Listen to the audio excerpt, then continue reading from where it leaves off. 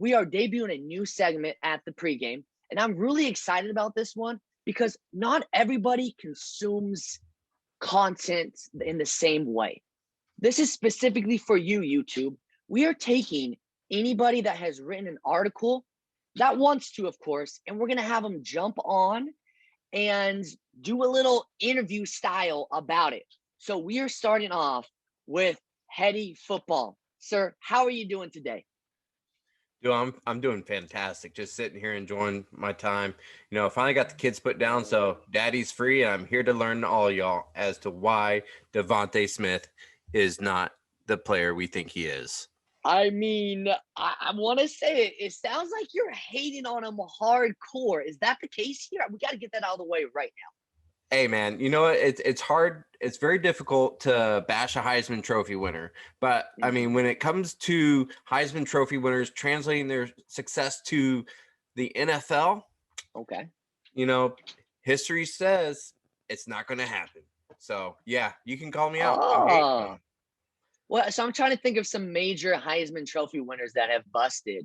Where do Vince Young, begin? I know, right? Where do we begin? Vince Young was a Heisman Trophy winner, right? Yeah, and where is he at now? I think what was that? It's like, as a Texas fan, this hurts me to say this. As a Texas fan, why do you think I chose that one? Yeah, no kidding, right? He probably just got picked up for another DUI while we're just having this conversation. So, I mean, there's a reason why UT cut ties with him yet again. I mean, look at, Chris Winkie, Jason White. Let's see, Troy Smith, anybody? Wait, who? I don't know who you're talking about. Are you throwing out random names? Oh, yeah, no, these are Heisman Trophy winners.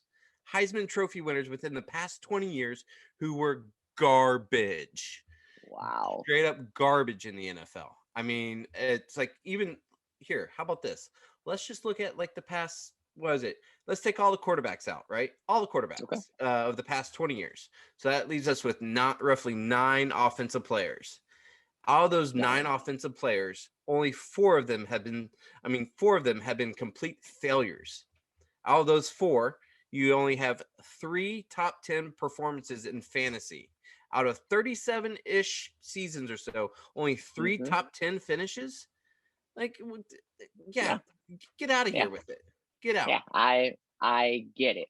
So we know how you feel, but we don't just listen to opinions here. We want to dive deep into this article, and we want you to show us why you feel this way. So let's get into it. Yep, let's do it. So just so everybody knows, if you want to look at the exact article, they can find it on the pregame Twitter or your Twitter. But our article is titled, "Don't Let DeVonta Pull a Fast One," because he isn't. Come on, man. He is fast as shit. Is that what you're saying? He's not fast? No, he isn't. He runs a 4.45-ish 40. If you want to be fast in the NFL today, you better be running sub 4.35. If you're not sub 4.35, you're not getting drafted by the Raiders. So that's just all there is to it. Quote. I mean, and also it's like, because of, considering the weight situation. Let's jump into that in the article just so we can show everybody at. Go ahead. What were you saying? Let's take the weight situation. If you're not big, you better be fast, right? You got to be faster than everyone else on the field. Hard stop, because otherwise you're going to get your head knocked in because every single player that you're lining up against in the NFL is not some Joe Schmo who played at, Mother Mary's School for the Blind and Deaf. Are you talking about Alabama's competition? Lack thereof. Yeah. Yeah. Okay. I'm just making sure. Yeah. There's a lot. I mean, there's a lot to unpack, and DeVonta Smith doesn't have a lot to unpack because he's so dang skinny. I actually gave him 4 pounds in my article. I had him listed as 6'1", I'm looking at it right here. He could go, but he hadn't weighed in once when the article was published. So that he did weigh in. It was 166, right? 166 at 6'1". I haven't weighed 166 since 8th grade. I don't know about you. I mean, I'm right at 170 myself, and I'm like, oh Lord, I can't be. And I'm 5'6". Yeah. Oh yeah. It's absurd. I mean, his weight's a big issue with me. It's like you look at the BMI when it comes to top 20 wide receivers. I get into that in the article. 129 wide receivers scored 245 points in a season, which is roughly around 15 points a game, which is kind of the gold standard what you want for your wide receiver one. You want 15 points a game from a wide receiver one. That makes you happy. That makes you happy. That helps you sleep at night. If you're pulling down 15 points a game from your wide receiver number one, that's roughly just a wag right quick. That's 5 catches for 50 yards and a touchdown. I mean, that's especially if you're getting that wide receiver one. If you're smart, in my opinion, this is a hint at another article, but if you're going RB heavy and you are getting that wide receiver in the second, third, fourth rounds, then you're very happy with that, which is very possible. Yeah. But that's a little plug on my own personal stuff. Oh, no, I understand. Yeah. And also that's bottom of the barrel, like 15 points per game. It's like you're getting that. It's like most of your wide receiver ones are probably scoring around 18, 19, 20 points a game. Exactly. So it's like that's bare minimum. And out of those, it's like, what is it? 81 of them weighed in at over 210 pounds, and 93 had a BMI over 27. And it's like what was his lowest? His BMI has actually dropped since publishing of that article. So you know what? Thank goodness for a little Google machine here. We'll do a quick BMI calculator on 6'1" and 166 pounds. That's gonna be below 22, isn't that? More than likely. Yeah. That is 21.9, ladies and gentlemen. 21.9, which is a full almost 2 points lower than the lightest or the smallest BMI ever had within the past 3 years for a top 20 wide receiver. Oh, 2 wow. Oh my goodness. Over the past, I'm literally going to read the article word for word. It's on the screen right now. Over the past 3 seasons, there are 0 top 20 wideouts with a BMI below 23.75 and or below 178 pounds. I was disagreeing with you a little bit because he is a Heisman Trophy winner. He put up some insane knowledge, some insane points, but this knowledge you're dropping right now it's worrying me for sure about him. Yeah, I mean, and here's the thing is, I don't think that he will end up being like Eric Crouch or Jason White or another Troy Smith, a list of all the guys that I mentioned coming in. It's like, to me, he's not going to be that bad. Okay. But he is not deserved. It's like people have him going in the first round of dynasty drafts, rookie drafts. Got it. First round. And I don't see it. I just don't see it. And going back to the conversation that we had pertaining to the competition level. I'm going to scroll up on the article right now just so they know what you're talking about. So here we are. We're now looking at the section with 3 paragraphs where he talks about the competition. Continue.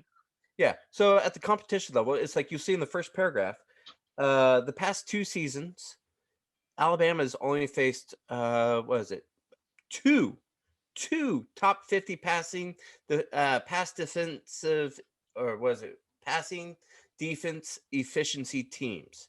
2 in the top 50 over the last 2 seasons. Wow. Last year when he had his record-breaking year where he beat out Justin Jefferson, who I'll speak to a little bit more.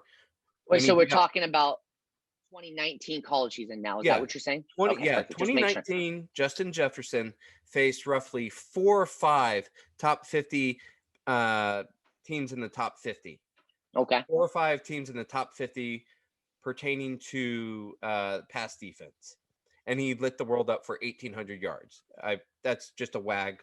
That's for those who aren't in the know. A wag is called a wild ass guess. So there you go.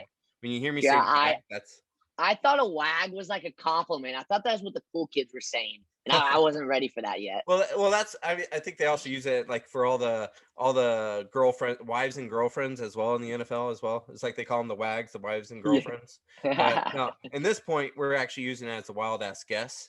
So, but anyways, I digress. Justin Jefferson faced much stiffer competition, and he still performed at the same level as DeVonta Smith. DeVonta Smith didn't see a single top 50 pass defense. And in the national championship game, I mentioned that in the article right there. Yep. Everyone's like, oh my goodness, it's going to be a great matchup. Ohio State had the 87th ranked pass defense. 87th. And then people like to say, oh, well, what about Shaun Wade? He went up against Shaun Wade. Exactly. It's like he went up against him 3 times. Now, Shaun Wade is a perennial All-American slot cornerback, nickel cornerback. That's what he is. He did great. He's going to be a great nickel cornerback, if not safety in the pros. That's what everyone's forecasting him to be. Shaun Wade, for some reason, I think he was trying to prove that he could go out and live on Revis Island for some reason. Or the team just needed him to do it. That's also something we have to consider. Yeah. So Shaun Wade goes out to the outside, a position he's never played ever at the collegiate level. And he didn't perform very well this year, and DeVonta Smith goes out there and just schools him when he's on the outside. Obviously, I mean, DeVonta Smith is a 4-year player for Alabama. So he should be able to beat out someone who's playing a new position in the biggest game of his career. Hard stop. We're not taking away from the talent of him. He is he has amazing talent. What we're saying is people are overvalued. Or sorry, what you're saying is people are overvaluing you. Is that kind of what you're saying, him?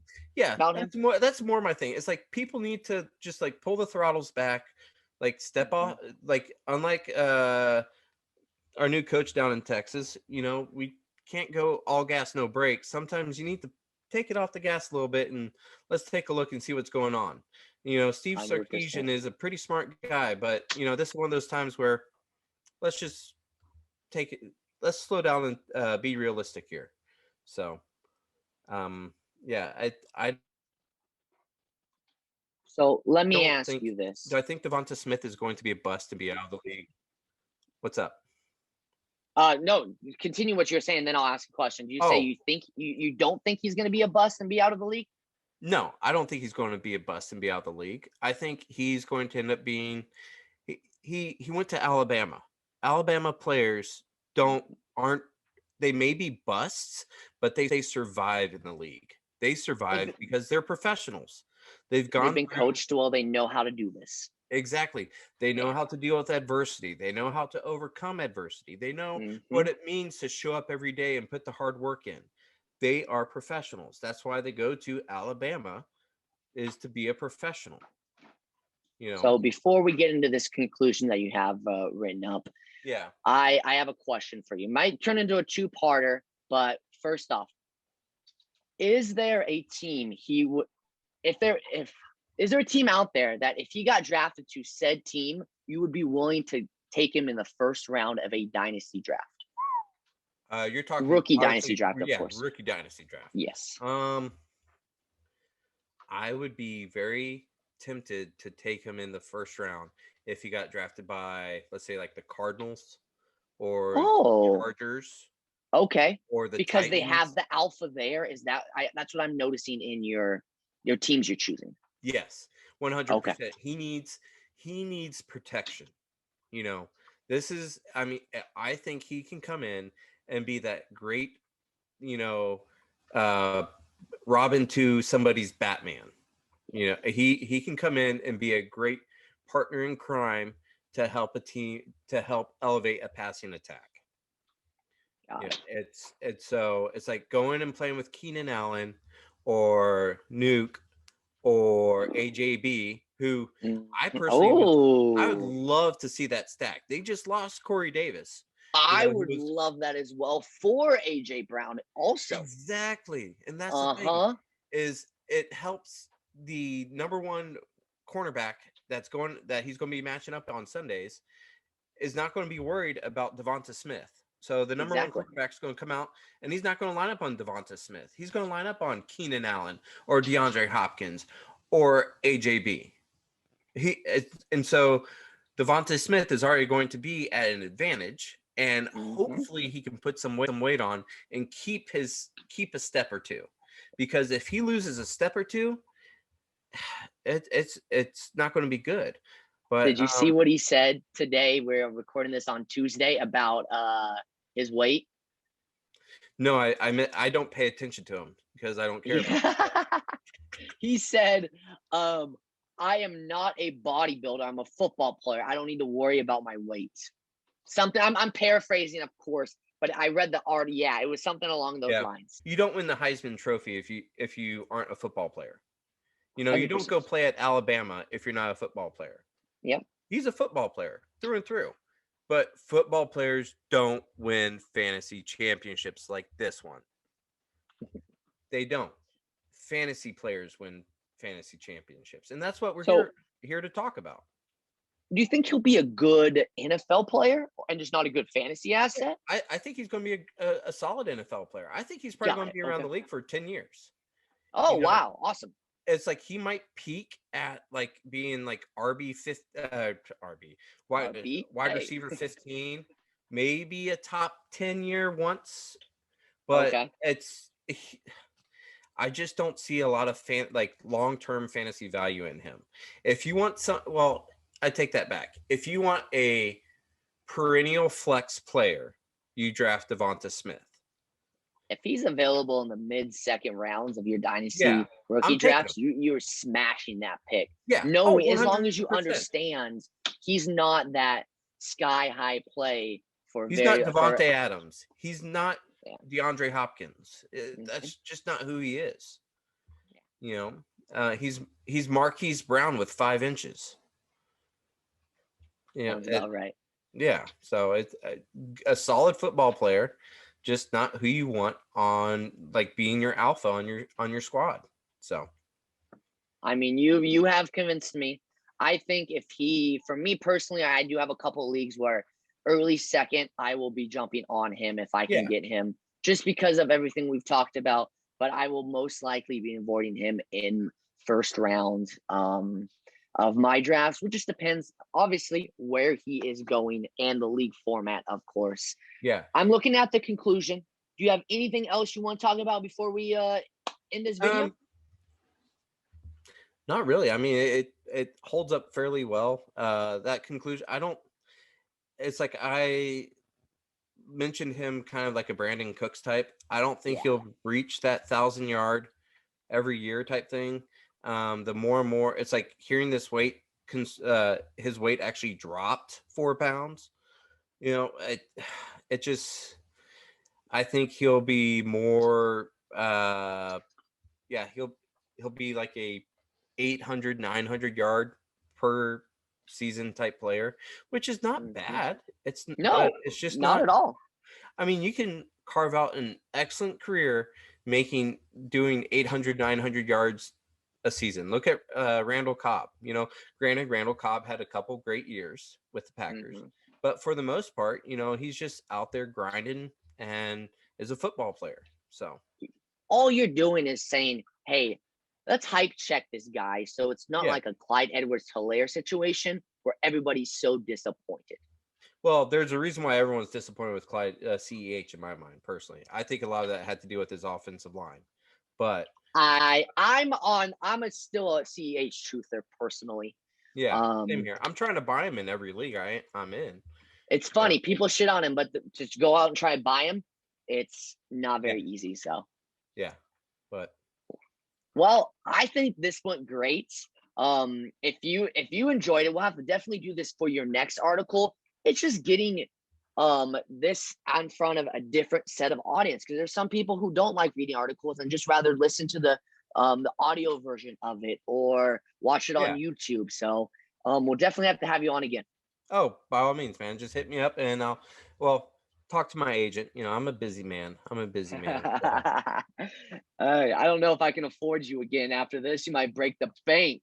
But before we go, you have anything you want to plug before we jump on out of here? Well, you can catch me over on the pregame HQ. I just dropped my redraft rankings for the upcoming season. I'm focusing more on your redraft strategies for the upcoming season. And along with that, I'll be giving you those dumpster dive picks, basement picks that will help you win week to week whenever your top player goes down and you don't get the player off the waiver wire you're expecting. You can find me over. I am so excited for that this year. Yeah. Oh, yeah. And you can find me at Heady Football, Heady_football. Mm-hmm. If you don't know how to spell that, then, yeah, you obviously went to public school. But anyways, that's all right. Well, I'm not going to be as mean as you. I'm putting it on the screen for them right now so they can see it. There you go. That's awesome. Here's the profile right here. Give him a follow. He's awesome. He's freaking living up the life as a billionaire. We're just lucky to be able to talk with him. Champagne and caviar, baby. All right. Thanks for jumping on. We'll have to have you on again soon. Hey, thanks for having me, man. And shout out to the Heady Mafia. Yee.